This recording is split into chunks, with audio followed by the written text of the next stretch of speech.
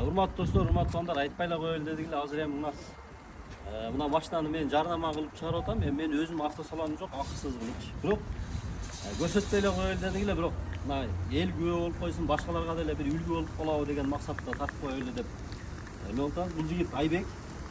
Айбек эгерде бирок сылап машинаны кое берип коюң.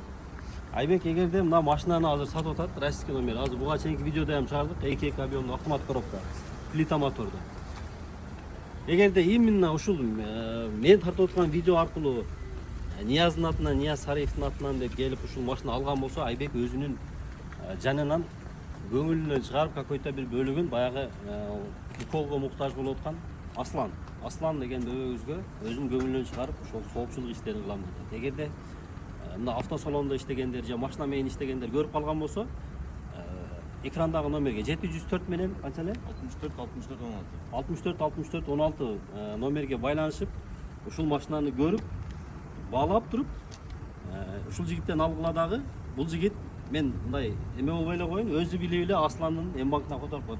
Айбек, ыраазысыңбы? Ушул эми буну тартпай эле коелу дедик эле, башка да баягы машина сатып жүргөн эмелерге дагы азыр 1 сом дагы мындай зарыл болуп атат да биздин бөбөктөргөчү.